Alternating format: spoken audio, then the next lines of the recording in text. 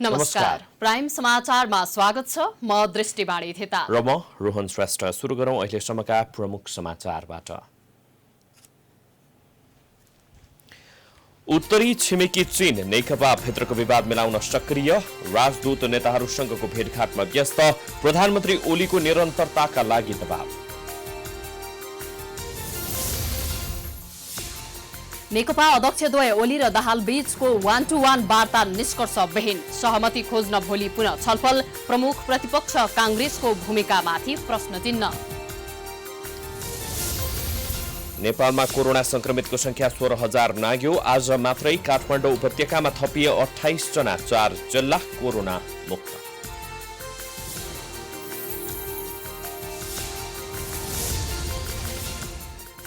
संविधान संशोधनको विपक्षमा उभिएकी संघीय समाजवादी पार्टीकी नेत्री सरिता गिरी कारबाहीमा, पार्टी र सांसद पदबाट निष्कासित। सरकारी नीतिका कारण वैदेशिक रोजगार कम्पनीहरू दर्ता नवीकरण हुन नसक्दा खारेजीको चरणमा, सरकारले निर्णय नसच्याए आन्दोलनमा उत्रने व्यवसायीको चेतावनी।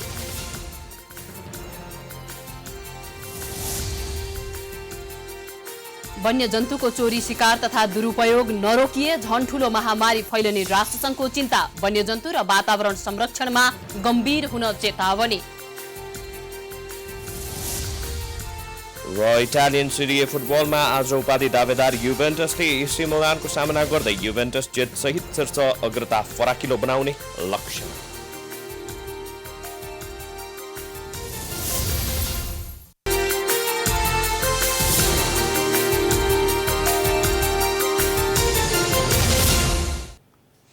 अब समाचार विस्तारमा।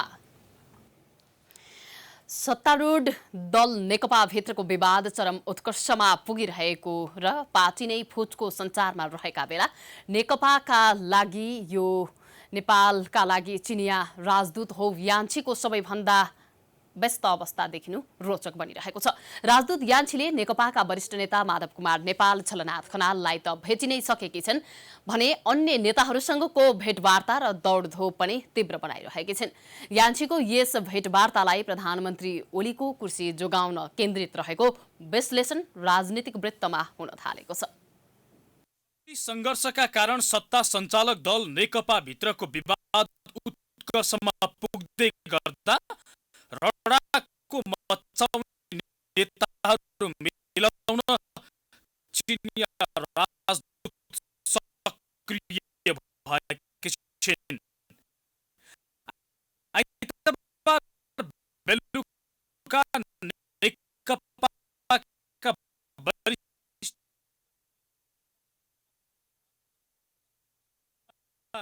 नेपालसँग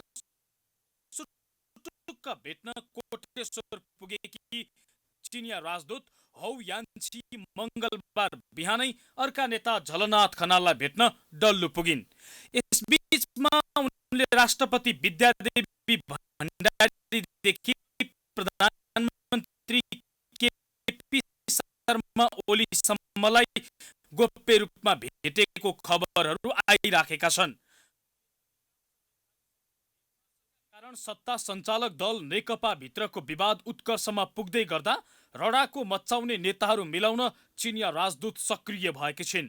आइतबार बेलुका नेकपाका वरिष्ठ नेता माधव कुमार नेपालसँग सुटुक्क भेट्न कोटेश्वर पुगेकी चिनिया राजदूत हौ यान्छी मंगलबार बिहानै अर्का नेता झलनाथ खनाललाई भेट्न डल्लु पुगिन्। यसबीचमा उनले राष्ट्रपति विद्यादेवी भण्डारीदेखि प्रधानमन्त्री केपी शर्मा ओलीसम्मलाई गोप्य रूपमा भेटेको खबरहरू आइराखेका छन्। उनले अधिकांश नेताहरूसँगको भेटमा एउटै कुरा दोहोर्याउँदै आएकी छिन्, पार्टीलाई एकताबद्ध बनाएर अघि बढ्नुस्, पार्टी फुट्ने गरी विवाद गर्ने र आपसी झगडा गर्ने काम बन्द गर्नुस्। कूटनीतिक मर्यादा नागेर चिनिया राजदूत यान्छीले देखाएको पछिल्लो गतिविधिले नेपालमा चिनिया हस्तक्षेप बढ्दै गएको प्रष्ट संकेत गर्ने कूटनीतिज्ञहरू बताउँछन्। चीनले आफ्नो शक्ति देखाउन पार्टी भित्रको झगडामा समेत हात हाल्न सुरु गरेको परराष्ट्रविद दिनेश भट्टराई बताउँछन्। उनका अनुसार अब पहिला जस्तो जे भए पनि हेरेर बस्ने अवस्थामा चीन छैन। मौका पाउन साथ खेल्ने, आफू विरोधीलाई पछार्ने र आफू पक्षधरलाई बचाउने खेलमा चीन सक्रिय बनेको छ, जस अनुरूप चिनिया राजदूत सक्रिय भएको उनको भनाइ छ। अब विश्वमा आफ्नो प्रभाव शक्ति र चाहिँ तपाईँको चाहिँ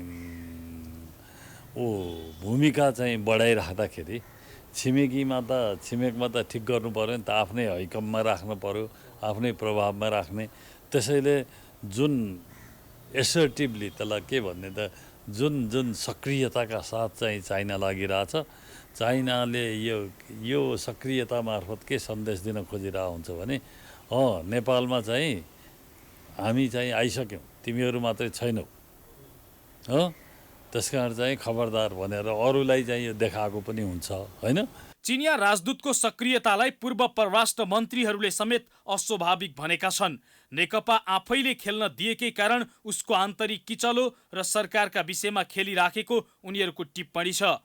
पूर्व परराष्ट्र मन्त्री प्रकाश चन्द्र लोहनी नेकपाकै कारण चीनले खेल्न खोजेको टिप्पणी गर्छन्। चिनिया हस्तक्षेपको निम्तो स्वयं नेकपाका नेताहरूले दिएको र चीनले त्यो अवसरको सदुपयोग गरेको उनको भनाइ छ।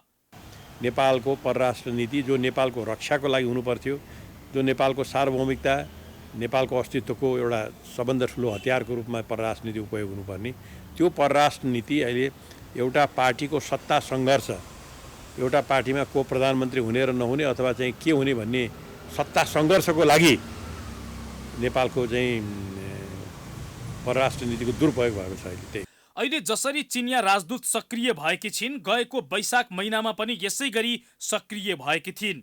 त्यतिखेर पनि नेकपाभित्र अहिले जस्तै गरी चरम विवाद भएको थियो। उक्त विवाद यान्छीको सक्रियतासँगै अन्त्य भएको थियो।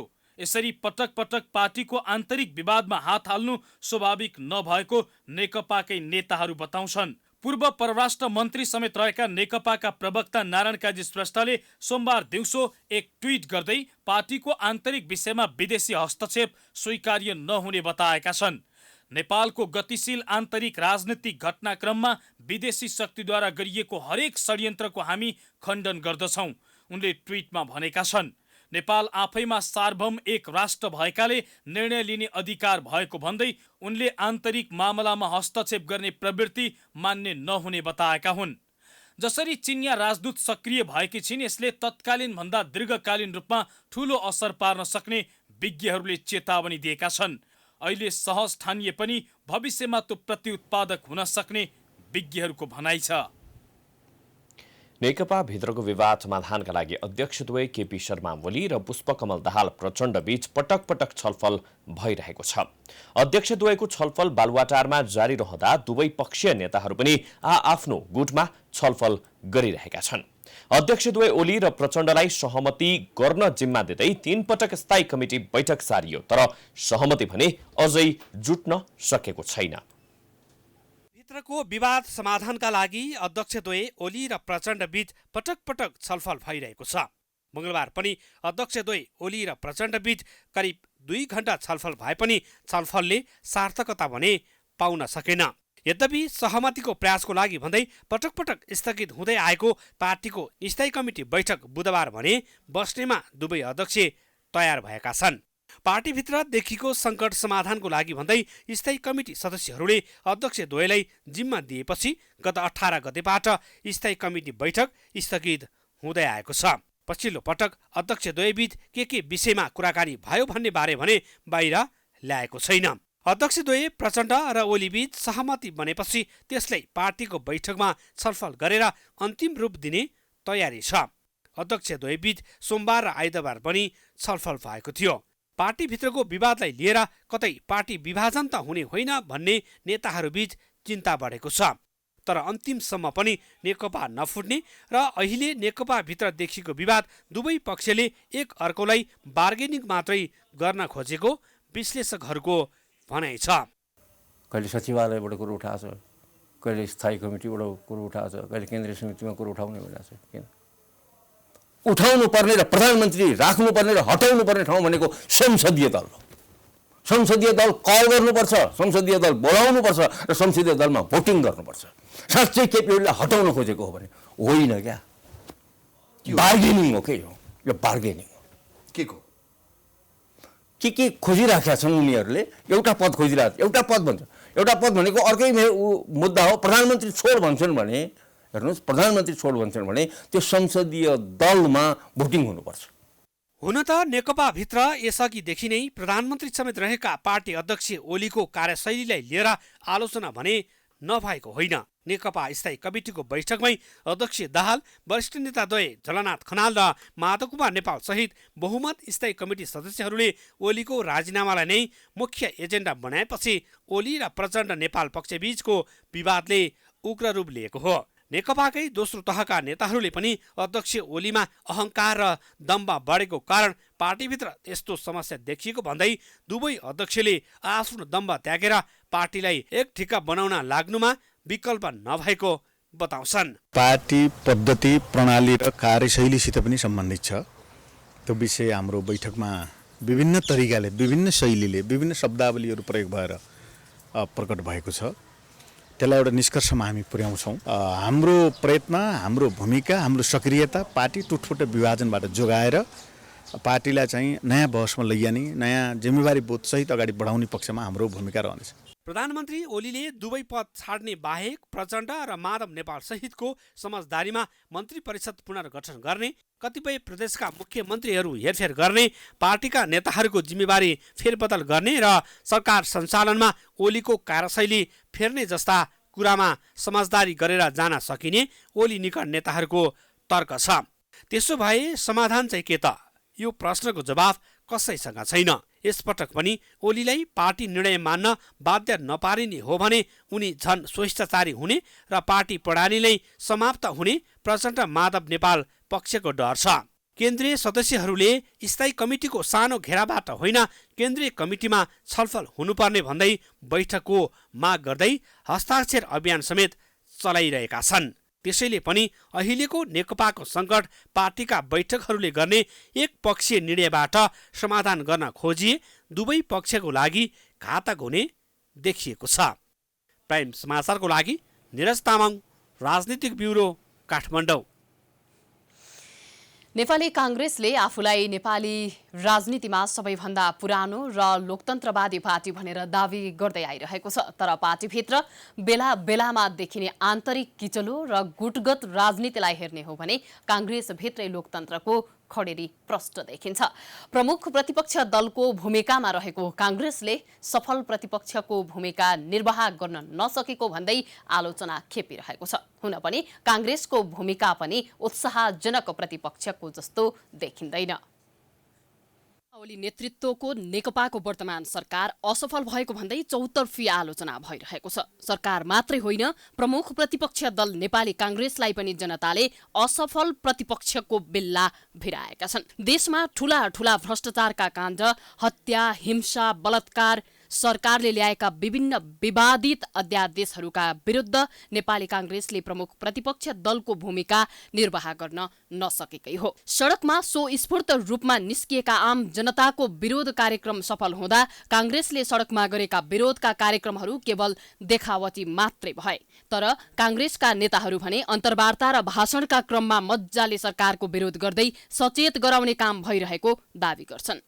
कांग्रेस नेता बालकृष्ण खाँड भने अहिले कोरोना भाइरसले असर नेपालमा पनि गम्भीर तरिकाले गरेकाले सरकारको ध्यानाकर्षण गराउने काम भइरहेको भए पनि सडकमै गएर आन्दोलन गर्ने स्थिति भने नभएको बताउनुहुन्छ।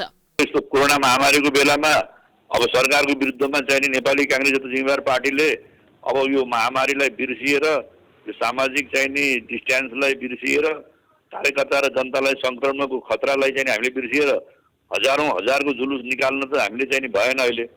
त्यसले गर्दाखेरि हामीले सोशल डिस्टेन्समा गर्नुपर्ने काम या सरकारलाई, प्रधानमन्त्रीलाई भेटेर दिनुपर्ने सल्लाह सुझाव दबावहरू र सदनमा पनि हामीले चाहिँ विभिन्न अब के अरे ढङ्गले चाहिँ सरकारको ध्यानाकर्षण गर्ने, जनतालाई विश्वास गर्ने काम हामीले गरेकै थियौँ। अहिले त सदनै अवरोध गरेका कारणले हाम्रो गतिविधिमा पनि केही गम्भीर प्रभाव परेको छ। प्रधानमन्त्री ओलीले 81 संसद अधिवेशन अन्त्य गरेपछि सत्तारूढ दल नेकपा भित्रै त्यसको कडा विरोध भयो। तर प्रतिपक्ष दलले तत्कालै कुनै प्रतिक्रिया नदिई तै चुप मै चुपको स्थितिमा बस्यो। संसद अधिवेशन अन्त्य गरिएको एक सातापछि मात्रै कांग्रेसलाई संसदको अधिवेशन दुखेछ। यसबाट प्रष्ट हुन्छ कि प्रमुख प्रतिपक्ष दलको भूमिका कति प्रभावकारी छ भनेर। प्रमुख प्रतिपक्षले सरकार विरुद्ध गरेको राम्रो काम भनेकै केही थान विज्ञप्ति निकाल्ने र मौका मिले सरकारलाई गाली गर्ने बस। द्वन्द्वको कारक तत्त्व पनि होइन। यो जो विवाद निस्केको छ त्यो विवाद नेकपा भित्रैबाट निस्केको हो। समाधान पनि उनीहरू नै खोजुन् र त्यो द्वन्द्वमा हामी अस्थिरताको कारक तत्त्वको रूपमा यत्रो ठुलो दुन्दुबी बजाएर अनन्त सपनाहरू बाँडेर स्थिरता समृद्धि दिन्छु भनेर आएको पार्टी। कम्युनिस्ट नेतृत्वको सरकार गठन भएसँगै काण्डै काण्डमा रुमल्लिरहेको छ। तर केही काण्डमा आफ्ना नेता तथा कार्यकर्ता मुछिए पनि प्रतिक्रियाविहीन रहेको काङ्ग्रेसको भूमिका बत्ती बालेर खोज्नुपर्ने खालको देखिन्छ। त्यही भएर सत्ता पक्षलाई जे गर्न पनि छुट भए जसरी भक्काभक हुने नहुने निर्णय गर्दै अघि बढ्यो सरकार। आफ्नै पार्टीभित्रको आन्तरिक कलह र विशेष गरी सभापति देउबा र वरिष्ठ नेता पौडेल पक्षबीचको लडाईँले प्रतिपक्षको भूमिकामा काङ्ग्रेसले बलियो गरी खुट्टा टेक्न सकेको देखिँदैन। नेपालमा पछिल्लो 24 घण्टामा 204 जनामा कोरोना संक्रमण पुष्टि भएसँगै कुल संक्रमितको संख्या 16,168 पुगेको छ। कोरोनाका कारण पछिल्लो 24 घण्टामा कसैको पनि मृत्यु भने भएको छैन। त्यसै गरी नै 77 वटै जिल्लामा फैलिएको कोरोनाबाट तेह्रथुम, भोजपुर, सोलुखुम्बु र हुम्ला गरी 4 जिल्ला कोरोना मुक्त भएका छन्। 400 देखि 700 सम्म कोरोना संक्रमित भेटिने गरेकोमा पछिल्लो केही दिन यता संक्रमितको संख्यामा घट्दै गइरहेको छ। सोमबार 1 महिनाको अवधिमै सबैभन्दा कम 180 जनामा कोरोना संक्रमण पुष्टि भएको थियो भने आज त्यो संख्या अलिकति बढेर 204 मा पुगेको छ। संक्रमितको संख्या घटेसँगै निको भई घर फर्कनेहरूको संख्यामा पनि वृद्धि भइरहेको छ। मंगलबारको नियमित प्रेस ब्रिफिङमा स्वास्थ्य तथा जनसंख्या मन्त्रालयका प्रवक्ता डाक्टर जागेश्वर गौतमले नेपालमा कोरोना संक्रमितको कुल संख्या 16,168 पुगेको जानकारी गराएका थिए। गरी आजको जम्मा 204 जना र आजसम्म संक्रमित हुनेहरूको संख्या 16,168 छ। अब म नेपालमा अहिलेसम्म कोरोना भाइरसको कारण 35 जनाको मृत्यु भइसकेको छ। कुल संक्रमित मध्ये 8,634 जनाको आइसोलेसनमा उपचार भइरहेको छ। विगत 24 घण्टामा 688 जना संक्रमण मुक्त भएका छन्। यो सँगै हालसम्म 7,479 जनाले कोरोनामाथि विजय हासिल गरेका छन्। पछिल्लो 24 घण्टामा 6,133 जनाको पीसीआर परीक्षण गरिएको स्वास्थ्य मन्त्रालयले जनाएको छ। अहिलेसम्म 2,68,861 पीसीआर परीक्षण भएको छ। देशभरका 25 वटा प्रयोगशाला मार्फत कोरोना परीक्षण भइरहेको मन्त्रालयले जनाएको छ। नेपालका विभिन्न क्वारेन्टिनमा 25,727 जना रहेका छन् भने आइसोलेसनमा रहनेको संख्या 8,634 रहेको छ। देशैभरि फैलिएको कोरोनाबाट 4 जिल्ला भने कोरोना मुक्त भएका छन्। 77 जिल्लामा कोरोना पोजिटिभ भएकोमा अहिले 4 वटा जिल्ला कोरोना फ्री भएका छन्। ती जिल्लाहरू म भन्न चाहन्छु। प्रदेश 1 मा तेह्रथुम, भोजपुर र सोलुखुम्बु र कर्णाली प्रदेशमा कर्णालीको हुम्ला 4 वटा जिल्लामा अहिले कुनै पनि कोरोना संक्रमित बिरामीहरू हुनुहुन्न। काठमाडौँ उपत्यकामा मंगलबार 28 जनामा कोरोना संक्रमण देखिएको छ। काठमाडौँ जिल्लामा 14, ललितपुरमा 10 र भक्तपुरमा 4 जनामा संक्रमण देखिएको स्वास्थ्य तथा जनसंख्या मन्त्रालयले जनाएको छ। यसअघि सोमबार काठमाडौँ उपत्यकामा 54 जनामा कोरोना संक्रमण देखिएको थियो। उपत्यकाका समुदायमा कोरोना फैलन नदिनका लागि सर्वसाधारणलाई मन्त्रालयले अत्यावश्यक बाहेक बाहिर ननिस्कन र निस्कनु परेमा मास्कको प्रयोग गर्न अनुरोध समेत गरेको छ। समाचारको सिलसिला जारी छ। हामी विश्राम पछि आउँछौं।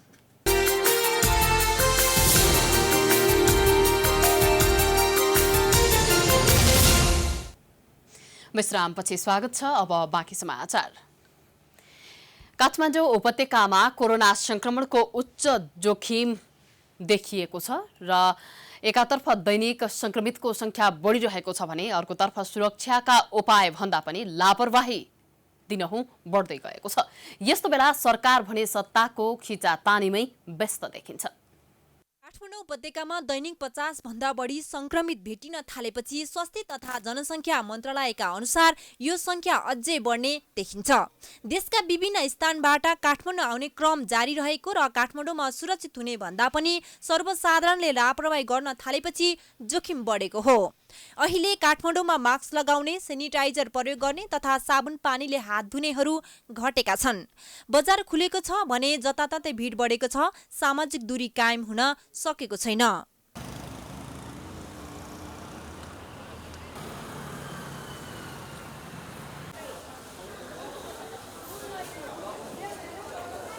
लापरवाही बढेपछि प्रशासनले मास्क नलगाई हिँड्नेहरूलाई पक्राउ गर्न आदेश दिएको छ। काठमाडौँमा अहिले 116 जना क्वारेन्टाइनमा छन्। अहिलेसम्म 2 जनाको मृत्यु भइसकेको छ। कोरोना संक्रमितको संख्या कम गर्न स्वास्थ्य मन्त्रालयले सरकारले ल्याएको मापदण्ड पालना भइरहेको जनाएको छ। PCR परीक्षण र कन्ट्र्याक्ट ट्रेसिङको दायरा बढाउन थालिएको छ।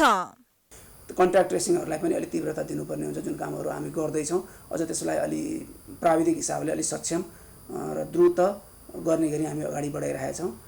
त्यसमा गर्नुपर्ने काम भनेको टेस्टिङ, कन्ट्र्याक्ट ट्रेसिङ, व्यक्तिहरूले गर्ने फिजिकल डिस्टेन्सिङहरू, भौतिक दूरीहरू कायम गर्ने कुराहरू, मास्क लगाउने कुराहरू, हातहरूको अथवा श्वास प्रश्वाससँग जोडिएका कुराहरूको सरसफाइका कुराहरू चाहिँ विशेष ध्यान दिनलाई अनुरोध गरेका छौँ। त्यो गरियो भने चाहिँ स्वास्थ्य मन्त्रालयले गरे पनि, सरकारले गरे पनि, जसले गरे पनि अन्ततः रोगको नियन्त्रण अथवा त्यसको रोकथाम गर्न सकिन्छ भन्ने हिसाबले हामी लाग्छ। संक्रमणको जोखिम घटाउन सवारी साधन सञ्चालनमा जोर बिजोर प्रणाली लागू गरे पनि त्यसको पालना भएको छैन।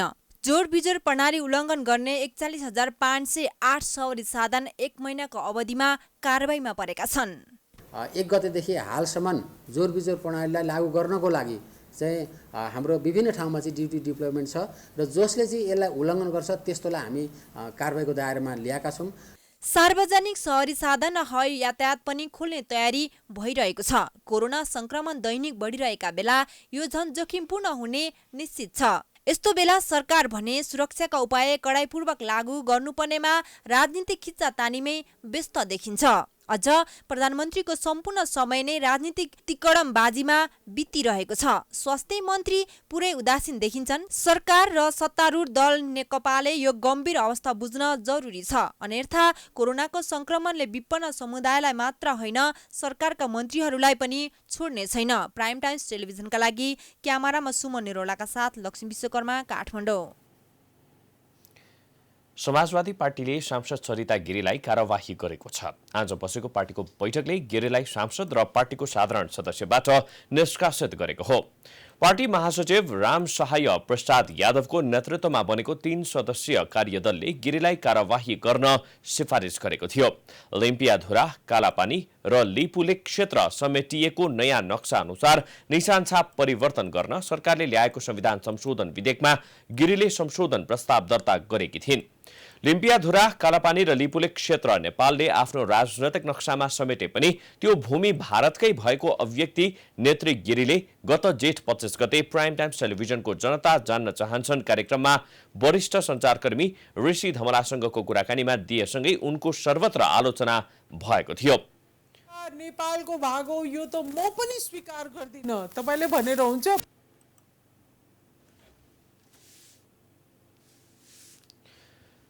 पार्टीले संशोधन फिर्ता लिन र विधेयकको पक्षमा मतदान गर्न निर्देशन दिए पनि उनले अटेर गरेकी थिइन्। नक्साका लागि हुन लागेको संविधान संशोधन विधेयक फिर्ताका लागि संसद सचिवालयमा सांसद गिरीले प्रस्ताव दर्ता गराएपछि उनलाई असार 8 गते बसेको पदाधिकारीको बैठकले स्पष्टीकरण सोधेको थियो। स्पष्टीकरणको चित्त बुझ्दो जवाफ नआएको कारण उनलाई कार्यवाही गरेको पार्टीले जनाएको छ। नयाँ नक्सा अनुसार निशान छाप परिमार्जनका लागि सरकारले संविधान संशोधन विधेयक संसदमा दर्ता गराएको थियो। तर विधेयक फिर्ता लिनका लागि सांसद गिरीले जेठ 28 गते संसद सचिवालयमा छुट्टै प्रस्ताव दर्ता गराएकी थिइन्। नेपाली कांग्रेसका सभापति शेरबहादुर देउवा र जनता समाजवादी पार्टी जसपाका नेताहरू बीच भेटवार्ता भएको छ। भेटका लागि जसपाका अध्यक्ष महन्त ठाकुर, उपेन्द्र यादव, नेताहरू डाक्टर बाबुराम भट्टराई, राजेन्द्र महतो लगायत देउवा निवास बुढा नीलकण्ठमा पुगेका थिए। भेटमा सरकारले हतारमा संसद अधिवेशन अन्त्य गरेको विषयमा समीक्षा भएको थियो। राजपाका नेताहरूले सरकारले हठात संसद अधिवेशन अन्त्य गरेकोमा देउवा समक्ष गुनासो गरेका थिए। जनताको आवाज राख्ने त्यही एउटा थलो बन्द गरेर सरकारले मुखमा ताला लगाउने काम गरेको उनीहरूको भनाइ थियो। नेपाली कांग्रेसको भ्रातृ संगठन नेविसंघले पूर्णता नपाउँदै अधिवेशनको तनाव बेहोर्नु परेको छ। मध्य साउनभित्र अधिवेशन गर्नुपर्ने बाध्यता एकातर्फ छ भने कार्य समिति विस्तार नहुँदा संगठनका काम पनि चुस्त हुन सकेको छैन। यसले पार्टी नेतृत्व र विद्यार्थी नेताहरू बीच तनाव झन बढाएको छ। कांग्रेसका पूर्व सभापति गिरिजा प्रसाद कोइरालाको 96औं जन्म जयन्तीको अवसरमा काठमाडौँ शान्ति बाटिकामा आयोजित कार्यक्रममा नेविसंघमाथि पार्टी सभापति शेरबहादुर देउवाले आक्रोश पोखे। उनको भनाइ थियो, विद्यार्थी नेताहरूको आपसी झगडाका कारण नेविसंघ खत्म भयो। नेविसंघ बलियो नभए पार्टी बलियो नहुने भन्दै उनले विद्यार्थी नेताहरूलाई गाउँ गाउँ पुग्न निर्देशन दिए। एकपटक फेरि हेरौं उनको निर्देशन। स्कुलमा जबसम्म नेविसंघ हुँदैन तबसम्म कहिले पार्टी बलियो हुँदैन। त्यो नेविसंघको पार्टी बलियो कहाँ छ नेविसंघ?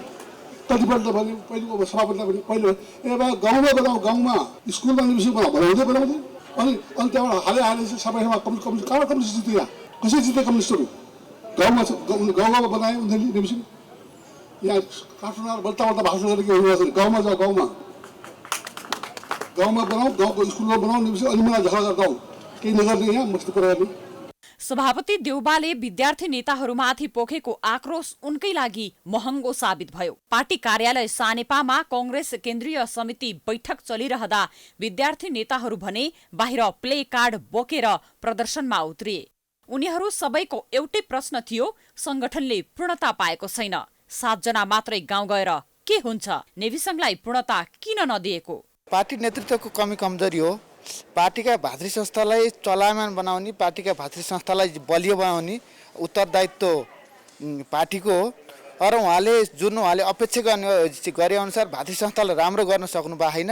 उहाँले पक्कै पनि अब राम्रो गर्नुहुन्छ भन्ने हामीले पूर्ण आशा लिएका छौँ। अब हाम्रो माग पनि त्यही हो, नेविसंघ चाँडै नै आओस् र नेविसंघ महाधिवेशन उन्मुख होस् भन्ने नै हाम्रो चाहना हो। विद्यार्थी नेताहरूले छिटो भन्दा छिटो नेविसंघलाई पूर्णता दिन माग गर्दै धरना दिए पनि त्यो परिणाममुखी हुन सकेन। कांग्रेस केन्द्रीय समिति बैठकले त्यसबारे निर्णय गर्न त परै जाओस्, त्यसमा छलफल समेत गरेन। अहिले नेविसंघको गुनासोबारे सभापति देउबाले मात्र होइन, अन्य नेताहरूले समेत चासो दिन छाडेका छन्। गुनासो बढी गर्ने तर काम नगर्ने उनीहरूको बुझाइ छ। सभापति देउबाले त आफू मिल्न नसक्ने नेतृत्वलाई दोष दिने भन्दै झाँको झारेका थिए। सबै कुरा हुन्छ, नेविसंघको पूर्णता हुन्छ, सबै कुरा पूर्णता हुन्छ। नेपाली कांग्रेसको अधिवेशन भइरहेको हुन्छ, त्यस कारण 2-4 कुरा हुँदै गर्छ। त्यो अब केही समस्या छन्, बाहिरबाट आँखा भन्दै जाने विद्यार्थी आफूसँग मिले अब समस्या हुँदैन नि। आफूले झगडा गरिरहेका छन्।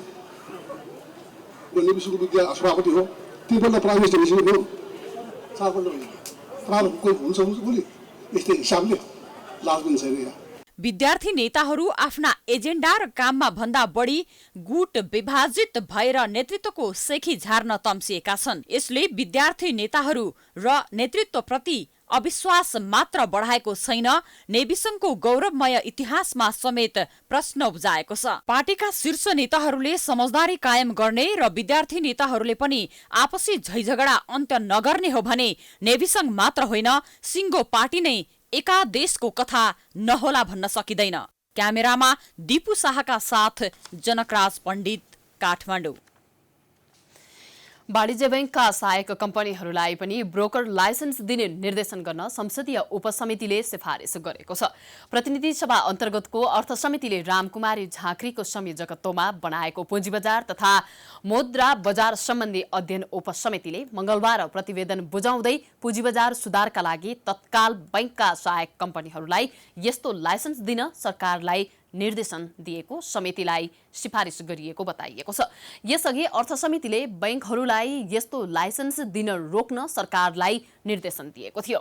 उपसमितिले 11 महिनापछि बैंकका सहायक कम्पनीहरूलाई ब्रोकर लाइसेन्स दिए फरक नपर्ने आशय सहितको प्रतिवेदन बुझाएको उपसमितिकी संयोजक रामकुमारी झाँक्रीले जानकारी दिनुभयो।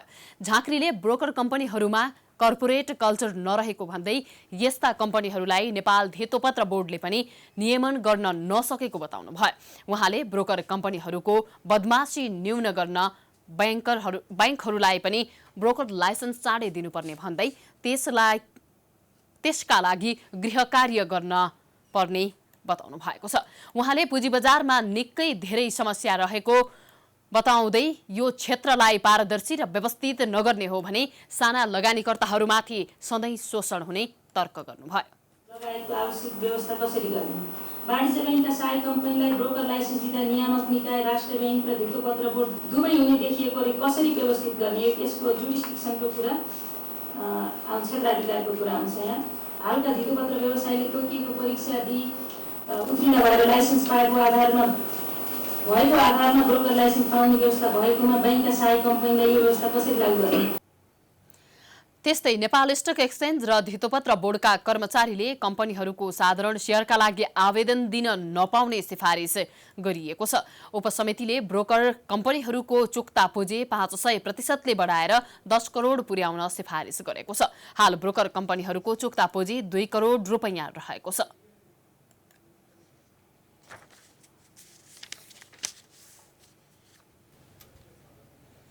समाचारको सिलसिला जारी छ। हामी विश्राम पछि आउँछौं। विश्राम अघि मुख्य समाचार पुनः एकपटक। उत्तरी छिमेकी चीन नेकपा भित्रको विवाद मिलाउन सक्रिय, राजदूत नेताहरूसँगको भेटघाटमा व्यस्त, प्रधानमन्त्री ओलीको निरन्तरताका लागि दबाव।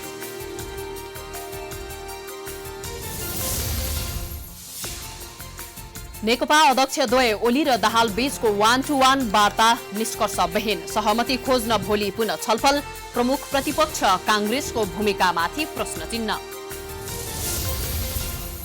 नेपालमा कोरोना संक्रमितको संख्या 16,000 नाग्यो। आज मात्रै काठमाडौँ उपत्यकामा थपिए 28 जना, 4 जिल्ला कोरोना मुक्त।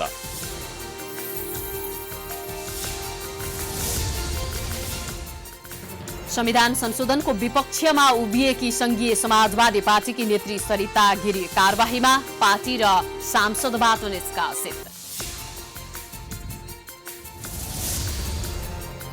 सरकारी नीतिका कारण वैदेशिक रोजगार कम्पनीहरू दर्ता नवीकरण हुन नसक्दा खारेजीको चरणमा सरकारले निर्णय नसच्याए आन्दोलनमा उत्रने व्यवसायीको चेतावनी।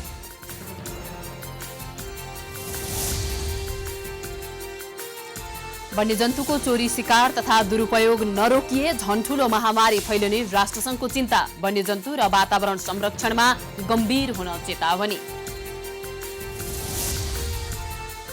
र इटालियन सिरिए फुटबलमा आज उपाधि दावेदार युभेन्टसले एसी मिलानको सामना गर्दै युभेन्टस जितसहित शीर्ष अग्रता फराकिलो बनाउने लक्ष्य।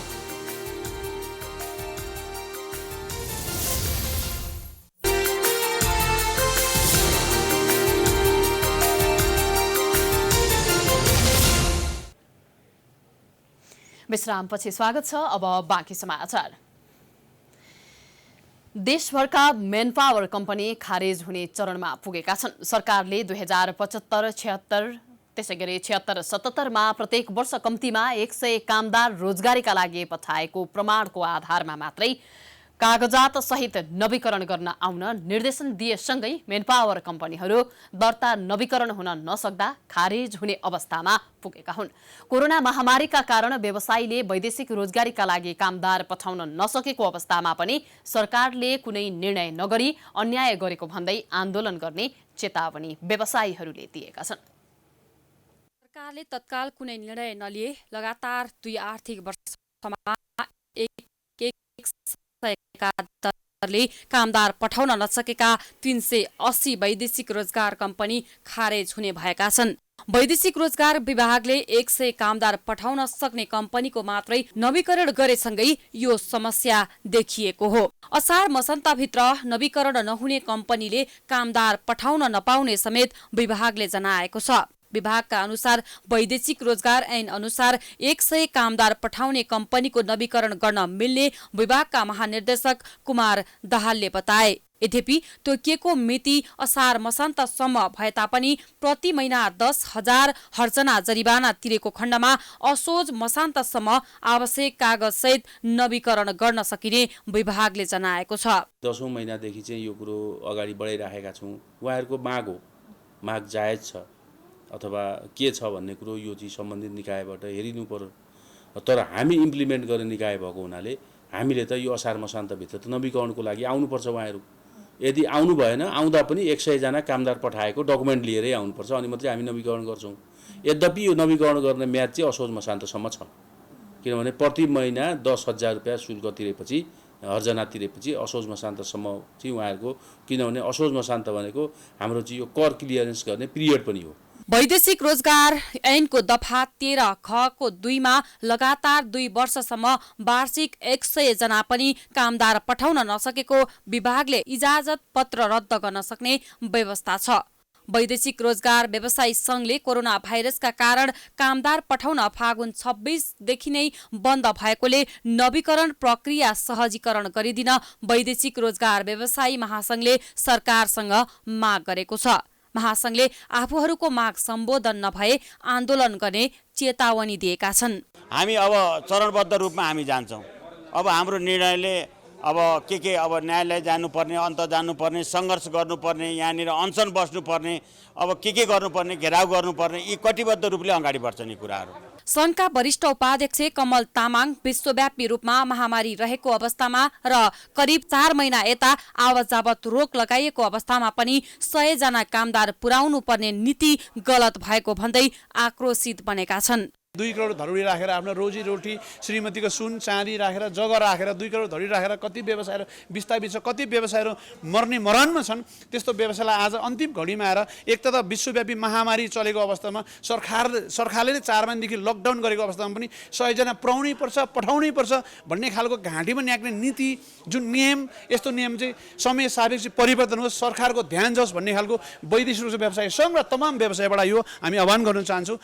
तत्कालीन श्रम, रोजगार तथा सामाजिक सुरक्षा मन्त्री गोकर्ण विष्टले वैदेशिक रोजगार क्षेत्रलाई व्यवस्थित गर्न भन्दै मेनपावर कम्पनीको धरौटी वृद्धि गर्नुका साथै वार्षिक 100 कामदार पठाउनु पर्ने व्यवस्था सहितको ऐन संशोधन गरी लागू गराएका थिए।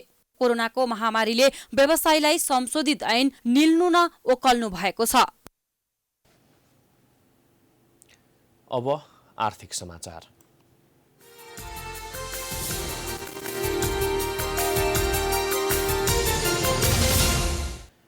व्यवसायीहरूको छाता संगठन नेपाल उद्योग वाणिज्य महासंघभित्र चुनावी माहौल तातिएको छ। गत चैत्रमा सक्नुपर्ने अधिवेशन कोरोना भाइरसका कारण स्थगित भएको थियो। साउन अन्तिम साता वरिष्ठ उपाध्यक्ष लगायत पदाधिकारीको निर्वाचनमा रोचक भिडन्त हुने देखिएको छ। नेपाल उद्योग वाणिज्य महासंघको साउन 26 र 27 गते हुन लागेको निर्वाचनमा उम्मेद्वार मनोनयन र सदस्य नवीकरणको लागि सूचना जारी गरेसँगै यति बेला व्यवसायीहरू चुनावी अभियानमा जुट्न थालेका छन्। महासंघको 54औं वार्षिक साधारण सभा एवं निर्वाचनबाट नयाँ कार्य समितिको चयन हुने भएसँगै महासंघमा वरिष्ठ उपाध्यक्षमा 2 जनाको भिडन्त हुने पक्का पक्की जस्तै भएको छ। महासंघको विद्यमान विधान अनुसार वरिष्ठ उपाध्यक्ष स्वतः अध्यक्ष हुने भएकोले वरिष्ठ उपाध्यक्ष पदमा निर्वाचन नै बढी आकर्षक हुन्छ। महासंघको यो पटकको निर्वाचनमा वरिष्ठ उपाध्यक्ष पदमा एसोसिएट उपाध्यक्ष चन्द्र ढकाल र जिल्ला नगर उपाध्यक्ष किशोर प्रधानबीच चुनावी भिडन्त हुने भएको छ। ढकालले आफ्नो गृह जिल्ला बागलुङबाट वरिष्ठ उपाध्यक्ष पदमा उम्मेदवारी दिने घोषणा गरेका थिए भने अर्का उपाध्यक्ष प्रधानले विराटनगरबाट उम्मेदवारी घोषणा गरेका थिए। कोरोना भाइरसका कारण स्वास्थ्यमा उच्च सतर्कता अपनाउनु पर्ने समयमा भीड़ जम्मा हुने भएकोले कसरी कम सहभागी भएर चुनाव निष्पक्ष रूपमा सम्पन्न गर्ने भन्ने उपायको खोजीमा महासंघ लागेको छ। पेन्डेमिकको जुन कुराहरू आइरहेछ, वास्तवमा सबभन्दा पहिलो प्रायोरिटी त हाम्रो स्वास्थ्य नै हो। स्वास्थ्य नै हो भने मात्र हाम्रो अगाडि बढ्ने कुराहरू आउँछ। यो कुरालाई ध्यानमा राखेर हामीले अब साउन 26 गते गर्ने हामीले जमर्को चाहिँ गरेको छौँ। यसलाई दिनदिनै बढ्दै गयो भने हामीले यसको अर्कै तरिकाले अपनाउनु पर्छ या त यसलाई पोस्टपोन गर्नुपर्ने बाहेक विकल्प छैन। महासंघको चुनावी मिति सार्वजनिक गरेसँगै 2 प्यानल नै बनेर चुनावी मैदानमा उत्रेका छन्। वरिष्ठ उपाध्यक्ष ढकाल र अर्का प्रधानको प्यानलबाट उम्मेदवारी घोषणा गर्दै मैदानमा उत्रिएका हुन्। प्रधानलाई वरिष्ठ उपाध्यक्ष शेखर गोल्छाको समर्थन छ। महासंघमा अहिलेसम्म सबैभन्दा रोचक तानातान भने जिल्ला नगर उपाध्यक्षको पदलाई लिएर भइरहेको छ। अघिल्लो पटक अन्य पदाधिकारी गोल्छा प्यानलले जित्दा जिल्ला नगरमा भने दिनेश श्रेष्ठ पराजित भएका थिए। अहिलेसम्म प्रधानलाई पूर्व अध्यक्ष पशुपति मुरारका, कुशकुमार जोशी लगायतको समर्थन छ। महासंघले आसन्न निर्वाचनका लागि वरिष्ठ उपाध्यक्ष, उपाध्यक्षहरू र कार्यकारी समितिका सदस्यको उम्मेद्वार मनोनयन गर्न इच्छुक सदस्य संघ र संस्थाहरू आर्थिक वर्ष 2076-77 सम्मको वार्षिक सदस्यता शुल्क, प्रतिनिधि शुल्क र उम्मेदवारी शुल्क बुझाउन भन्दै सूचना सार्वजनिक जारी गरेको छ। साधारण सभाका लागि जिल्ला र नगर उद्योग वाणिज्य संघ एवं वस्तुगत संघ र द्विराष्ट्रिय उद्योग वाणिज्य सङ्घको हकमा अध्यक्ष स्वयं मुख्य प्रतिनिधि रहनुपर्ने व्यवस्था छ। जिल्ला र नगर स्तरीय उद्योग वाणिज्य सङ्घहरूले मुख्य प्रतिनिधि सहित 2 जना र उम्मेद्वार खडा गर्ने जिल्ला नगर स्तरीय उद्योग वाणिज्य सङ्घको हकमा भने उम्मेद्वार सहित थप प्रतिनिधि मण्डल पठाउन सकिने व्यवस्था गरेको पनि गरिएको छ। अब अहिलेको हिसाबमा हामीले कसरी गर्दै जाने भन्ने कुराहरूमा चाहिँ कस्तो छ भने एक त विगतमा जसरी हामी एउटा मासको एउटा यहाँ जमघट हुन्थ्यो त्यो हामी लगभग धेरै कम नै बोलाउने हामीले विचार गरिरहेका छौँ। हुल बाँधेर आउनेहरूलाई बाहिरको व्यक्तिहरूलाई हामीले रोकेका छौँ र हिजोको दिनमा हाम्रो एकमुष्ट हुन्थ्यो भने अब हामीले चाहिँ बिहानदेखि बेलुकासम्म मिलाएर हुन्छ कि अब एसोसिएटलाई अगाडि गरेर हुन्छ कि जिल्लालाई गरेर हुन्छ। यसलाई एकदम यो मासलाई कमभन्दा कम उसमा राखेर जमघट गरेर अगाडि बढाउन चाहिँ लक्ष्य राखेका छौँ। वस्तुगत सङ्घहरूले मुख्य प्रतिनिधि सहित 2 जना, द्विराष्ट्रिय उद्योग वाणिज्य सङ्घहरूले मुख्य प्रतिनिधि सहित 1 जना र एसोसिएट सदस्यले मुख्य प्रतिनिधि 1 जना मात्रै सहभागी हुन पाउने व्यवस्था महासङ्घले गरेको जनाएको छ। क्यामेरामा दिपु शाहका साथ रोशन कार्कीको रिपोर्ट। अब अन्तर्राष्ट्रिय समाचार।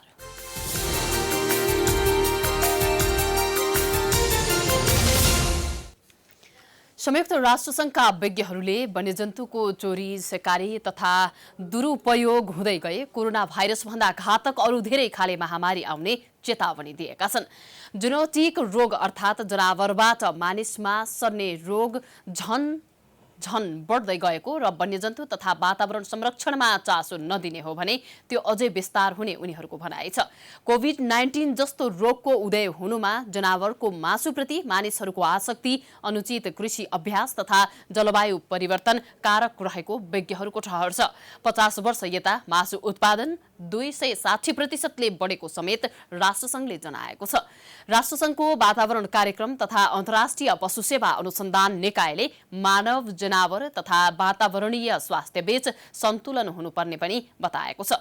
व्यवस्था गरिएमा जुनोटिक भनिने जनावरबाट सर्ने रोग हरेक वर्ष 20 लाख मानिसको ज्यान लिइरहेको यो तथ्य बढ्न सक्ने पनि बताइएको छ। गएको 2 दशकमा कोभिड-19 भन्दा अगावै यस्ता रोगले $100 अर्ब बराबरको आर्थिक नोक्सानी भइसकेको छ।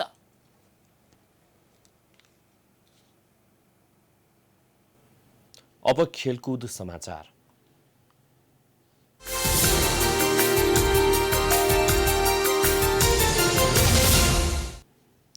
इटालियन सेरी ए फुटबलमा आज उपाधि दावेदार क्लब युभेन्टसले एसी मिलानको सामना गर्दैछ। लिग लिडर युभेन्टसले बलियो टिम मिलानसँग उसैको मैदानमा खेल्नेछ। 2 टोली बीचको खेल नेपाली समय अनुसार राति 1:30 बजे सुरु हुनेछ।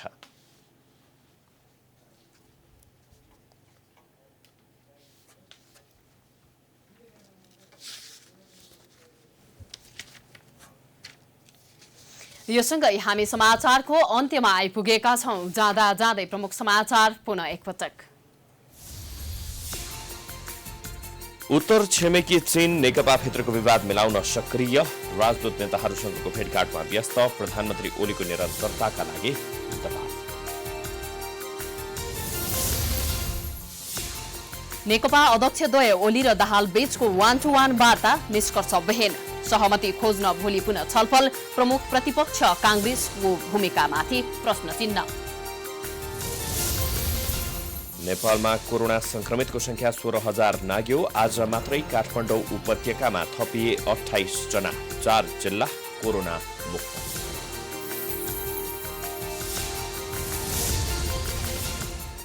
संविधान संशोधनको विपक्षमा उभिएकी संघीय समाजवादी पार्टीकी नेत्री सरिता गिरी कारबाहीमा, पार्टी र सांसद पदबाट निष्कासित। सरकारी नीतिका कारण वैदेशिक रोजगार कम्पनीहरू दर्ता नवीकरण हुन नसक्दा खारिजीको चरणमा, सरकारले निर्णय नसच्याए आन्दोलनमा उत्रने व्यवसायीको चेतावनी।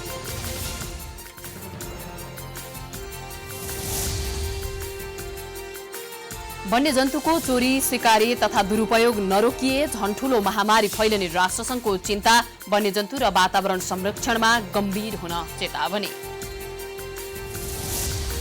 र इटालियन सेरी ए फुटबलमा आज उपाधि दावेदार युभेन्टसले एसी मिलानको सामना गर्दै युभेन्टस जितसहित शीर्ष अग्रता फराकिलो बनाउने लक्ष्यमा।